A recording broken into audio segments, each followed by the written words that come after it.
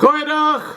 Good day, fellow South Africans and citizens of the world.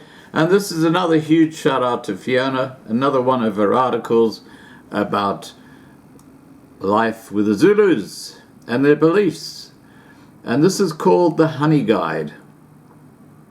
And she says, "We were sitting outside in the shade, as usual after lunch, during that still baking hot half-asleep time of the day, between 2 and 4 in the afternoon, when almost every creature on the farm falls silent, and even the flies slow down to a drowsy buzz.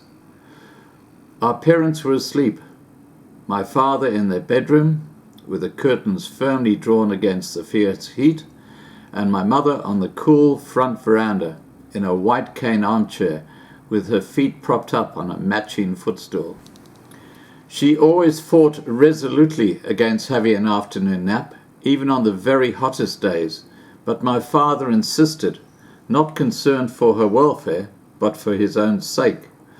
If she did not take a nap, she would disturb him by having Begindela push the heavy, noisy petrol mower over the big kikuyu lawn at the front of the house, including their bedroom, or get one of the garden girls to start hacking away at the lush undergrowth in the herbaceous border just beneath his open window. Nothing made my father grumpier than someone disturbing his after pink gin and lunch snooze. He always pulled the phones out of their sockets in the office and their bedrooms, usually forgetting to replace them and leaving the farm out of contact for a day or so, until somebody managed to get through on the farm radio. This was equally difficult, as both my parents refused to have the CB radio on louder than a whisper. "Can't stand all that squawking," they said. "I'm not tired, I've got loads to do in the garden," my mother would protest vehemently, but once she'd sat down with the newspaper, it took mere seconds for her to fall asleep, the paper sliding to the floor and her reading glasses still perched crookedly on the end of her nose. I know the feeling. We were sent away, out of earshot, with Evelina, so that there was no chance it would disturb anybody either. And on the sizzling hot afternoon, she took my little sister and me down to the lower lawn to lie on the grass in the shade of one of the tall plane trees. I was 7 years old, and bored and frustrated with being lumped in with my little sister. Being 3.5 years younger than I, as far as I was concerned, she was too babyish and whiny to make good company.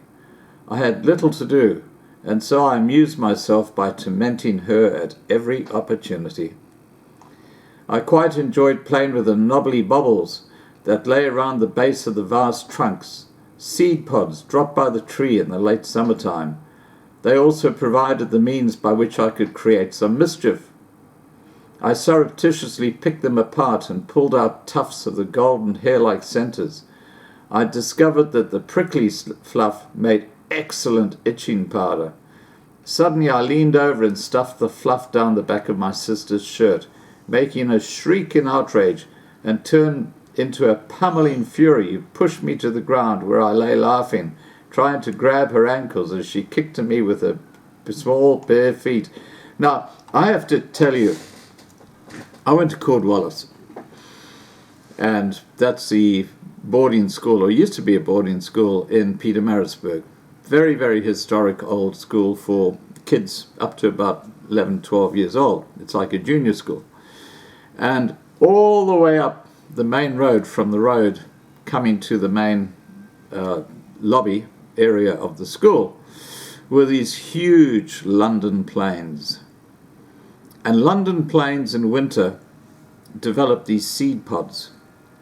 And they were like little knobbly things. They're about the size of,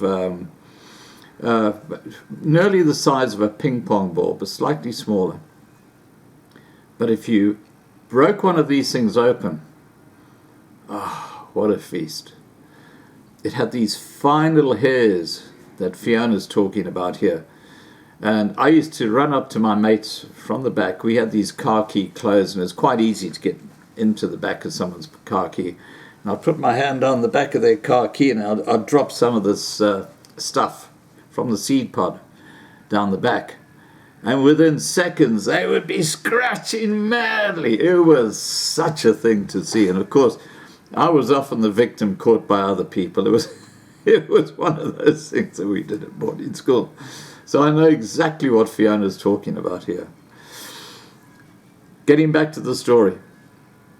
Evelina, worried that the noise might wake my mother and exasperated by our squabbling, pulled us apart and sat us down on either side of her bulky body. "Aye, shh! Lalela, listen," she said. "Can you hear that?" She looked up, head tilted to one side, her eyes squinting into the glare. We sat still and gazed up into the harshly brilliant blue sky. "Can you hear that?" she asked again. I could detect a shrill, shrieking call from far above, so high that I couldn't see anything, not even a speck. "What is it?" I asked nervously. It wasn't a call I knew well. "That's inkosi. You must be quiet and sit still now, or he'll come and take you away." The thing screamed again and again, but I still couldn't see anything. "Who's inkosi?" I was feeling slightly panicky now. My sister was whimpering with fright and had clambered into Evelina's blue uniform lap and pulled the white pinafore over her head. "How? He's a great big black flying creature with a white head, and he swoops down and snatches up naughty children. He flies away with them to his lair, high up there in the mountains, and he feeds them to his young." I sat very still and quiet, digesting this information. I felt I ought to ask more details of inkosi, but Evelina hadn't used the word bird, inyoni, in her description. She said isitrilwani, meaning creature, making this flying beast sound far more terrifying. I'd seen a picture of a fire-breathing dragon in one of our books, as well as a colour plate of Prometheus chained to a rock in another. This was in a wonderful book called Greek Myths and Legends. A big, luridly illustrated page showed the half-man, half-guard being punished for stealing fire from the guards. He was semi-naked, bound tightly with chains to icy, snow-covered rocks on a tiny ledge on a vertical, windswept precipice. There were two gruesome-looking vultures in attendance, one flapping into land and the other perched on a rock at Prometheus' side. In the grisly process of pecking out his liver, I wanted to ask Evelina if inkosi was a bird or a dragon, but there is no Zulu word for dragon, a northern concept. They don't feature in African folklore. And anyway, I was far too frightened. My fertile imagination had generously amalgamated the two, dragon with vulture, and this was what I pictured inkosi to look like.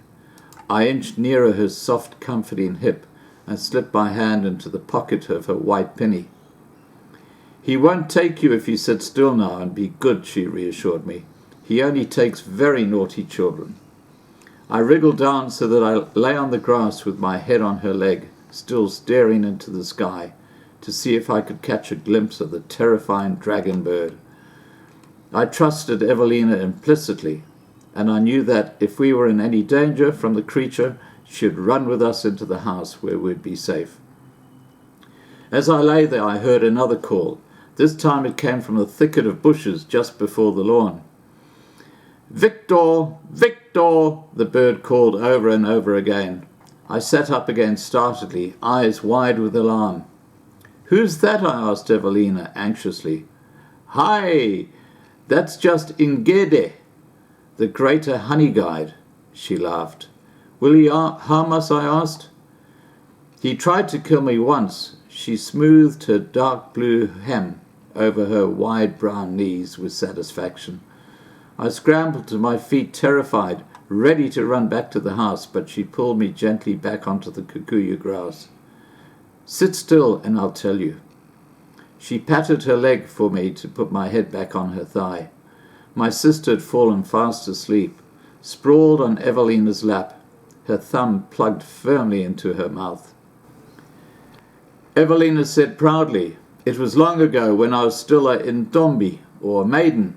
I was about 14 years old and very beautiful. I was tall and had a slender waist and firm, budding young breasts.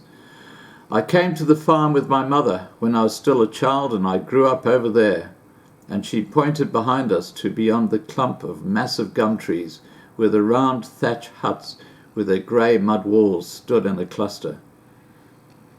"My father was a herdsman for inkosi, what the Zulus called my grandfather. My mother cleared the fire breaks in the dry season, along with the other woman who lived in our kraal, and they dug up brambles with hoes during the rest of the year. She tied me on her back with a blanket while she worked, just as I did with you when you were smaller, and when it was very hot she placed me on the same blanket in the shade to sleep." "Tell me about Ngere," I said. I was impatient. I knew that Evelina's stories could drift off on another subject with ease, especially when she started reminiscing about her youth. Her once maidenly figure had ripened into the traditional sturdy Zulu wife's build, that of a plump matron with big buttocks, ample thighs and large breasts. These features were what a Zulu husband looked for in any woman he wanted to marry. Women of such sought-after physique could cost a man a lot of lobola, but they promised that his future wife would be able to bear him many children. Also, they could work hard in the kraal, cutting firewood, fetching water from the valley by carrying the heavy clay pot, full of water, home on her head, and hoeing the sun-baked dry veld to plant sorghum for his beer. My mother said that fat Zulu women were lazy, but then to my mother, a hummingbird on speed would have been considered slow and lazy.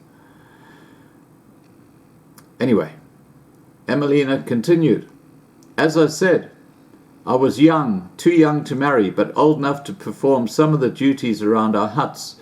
I was sweeping the ground around our sleeping hut to keep it clear, so that snakes couldn't get too close without being seen, when I heard Ngere calling me, telling me he had found a beehive. We are all fond of honey, so running back into our hut to pick up a basket and a box of matches, I followed the call until I could see him perched on a tree on our side of the river bank. I called back to him, 'Victor! Victor!' He bobbed from his branch and flew a little way further, and then right into the thick bush on the other side of the river. I followed him, and he led me to an old, dead yellowwood tree that had been struck by lightning years ago. There in the hollow of the tree, wild bees had made a new hive." Evelina sighed with pleasure at the memory and shifted her ample rump to make herself more comfortable on the rug. I was so pleased, and lighting a wisp of dry grass mixed with a bunch of green leaves to make smoke, I climbed into the tree to collect the honey, while Ngere sat nearby on a branch, watching. When the bees were drowsy enough, I took all the honeycombs out, and he flew down eagerly to look for his share, but there was so little from the small hive that there would be barely enough for our family, so I took all the honey, leaving him to look in vain. Ngere flew and landed on a tree in front of me, chattering anxiously. Then he followed me, calling me more and more loudly, and finally threatening. But I ignored him and walked back down the path towards home, carrying all the honey on my head in my basket. As I got near our kraal, a tegwani, a hammerkop, flew over the roof of one of our huts. This was a very bad sign. It always means there will be a death among one of our people living there. And that night, as I lay awake far into the night, I heard Isikom Vam Pondo, you know him, the owl with horns, hoot 3 times, another evil omen. It too means death would be coming to someone in the kraal. When I finally fell asleep, the honeybird came to me in my dreams. He was angry and sat silently while all sorts of terrible creatures came to look at me in my sleep. Evelina pushed her white doek back off her forehead to reveal her tight black curls, and rubbed vigorously at her brown skin, where beads of perspiration tickled her temples. The next morning I rose very early, long before sunrise, aching and exhausted from my bad dreams and so little sleep, and I took my basket and a panga, which is like a bush machete. I wanted to find a hive as soon as I could and give all the honey to Ngede to appease him and put things right between us. Down by the river I saw him sitting on that same tree, and he called to me and flew off in the bush. I was so pleased. Now I could give him his honey. I ran after him along the path deep into the bush. I was still looking up at my guide when out of the corner of my eye I saw something on the ground, and I jumped back, just as a big night adder struck with the speed of lightning at the very place where my bare foot would have trodden.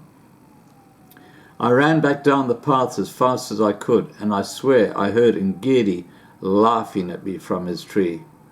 She shuddered at the memory.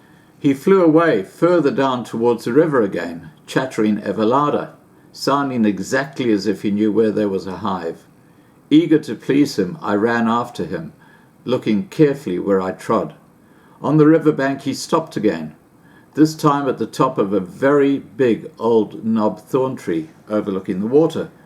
He fluttered and chattered to me. Again, looking very carefully where I put my feet, I approached the broad tree trunk.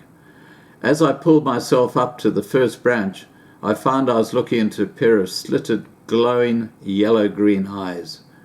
There, lying stretched out along the branch, half hidden by leaves and shadows, was a full-grown leopard, his head resting on his great front paws. I tore my eyes away from his, and as slowly as I could I slid back down the tree trunk, picked up my panga and basket and ran away, jumping from stone to stone, across to safety on the side of the river. I spent the whole day following Ngede. He called me and fluttered temptingly slowly in front of me, but each place he stopped I found something that wasn't honey. Once he took me to a termite mound, and just as I put my hand in, thinking there was a hive inside, I saw a nest of those fierce little yellow scorpions, which can kill a man with their sting. On another tree, a young one this time, there was a bright green slender boomslang, a venomous snake for which there is no antidote, its coils perfectly hidden among the green leaves. Finally, I found the honey guide perched on a branch above a dry old tree stump. The middle of what had been the tree trunk was hollow, and warily now I peered cautiously down into the darkness of the hole, before I put my hand in. There was a terrible hiss, and Uvusamanzi, the spitting Cape Cobra, reared up from where he was sleeping on his golden coils, his hood extended and his eyes blazing. I jumped back, shielding my eyes with my hands from his venom, and again, before he had time to strike with his fangs, I had to run away to save my life. Evelina shook her head as she remembered the incident. It was as if it was yesterday, the sight of that terrible snake, and she shivered. I knew I had to find honey that day or I would die. I had broken one of the laws of the bush, and I must somehow make it up to the honey guide. By nightfall I remained empty-handed, and Ngedi was still leading me into danger. I went home in the dusk, leaving him chattering indignantly on the same tree next to the river. Again that night I had hardly slept for the calls of Isiko von Bambondo, the spotted eagle owl, and the goat-sucker, Uzavolo, the fiery naked nightjar. Everybody knows how terrifying the ghostly calls of that bird is. In my dreams an Ubululu, puff adder, slithered over me, his forked tongue flickering, and his eyes glinting like black beads in the starlight. A jackal howled incessantly, and all the time Ngedi sat back in my dreams, mocking me. The next morning I was up early again, but I was too afraid to leave the kraal, because Ngedi would surely kill me today. I knew the only way to appease him was to find him some honey. So I woke my older sister, Tandi. She was a sweet, good girl, and unlike me, had never done Ngedi any wrong. I gave her my basket and begged her to find a wild beehive, collect some honey, and give it all to him. "I can't do that," she said. "You were the one who wronged him. You have to make it right." "Please, Tandi," I begged. I was sobbing now. "He will kill me for sure." "I tell you what I can do," she said. I can go out with Ngede and find a hive with his help. I can collect the honey, leaving some behind for him, and some nice fat bee grubs in a comb. Then I'll bring the rest of the honey home to you, and you can take it to him." Evelina sighed again, her head tilted back, eyes closed at the memory of her relief all those years ago. I was so grateful. I kissed her hands and hurried her off down the path to the river, where Ngede sat, waiting on the same tree. Tandi did as she said she would, and later that morning she returned to the kraal, and balanced on her head was my basket full of beautiful honeycombs. Thanking her, I snatched the basket from her, ran down to the riverbank and called Ngede. He flew down to a branch of his favourite tree, and I knelt down to the mossy ground and laid the basket of honey at the base of the tree. He flew down and began to eat. I was free again. Evelina stroked my hair. The shadows had crept across the grass, and the sun was sinking below the mountain behind the house. She said, "Come, it's nearly time for your baths." And after she tied my still sleepy sister onto her back with a shawl, she took my hand and we walked slowly back up past the lawn tennis court towards her house. That night as I slept, my own dreams were of small, speckled brown birds, their beaks filled with honeycombs. Snakes appeared with flickering forked tongues, and a leopard stared at me with his great big green eyes, and you can see one right behind me, which shone in the pitch dark like twin lamps. There was an eagle too, soaring high over the valley, who screamed as he swooped down to snatch me up. I jerked awake with a start and sat up in my bed, eyes wide with fright, my heart thudding. The thumping subsided as I gradually realized where I was, and that it was morning. We were told so many of these cautionary tales, recited rather like a repetitive but sinister lullaby. There was another one of my favourites about the Izimzimiani, a giant who kept sweet wild honey up in his inkosi, or bumhole. I can't recall all the details, but I know that he chased all children who wanted to take his honey. These tales are deliberately meant to scare children, frightening them enough to force them to stay near the kraal and out of danger. So there you go, another story from Fiona. Thanks, Fiona. Please remember to subscribe to be kept informed. Ring the bell for the updates. Please remember that this article or this video, like all the other stories by Fiona, will go into the playlist, which is called The White Zulu, and can be seen from the home page of Loving Life. If you just scroll down to the bottom, you'll find the playlist and you can watch all the articles that she's written. Please like this video, please share this video, and above all, please stay safe.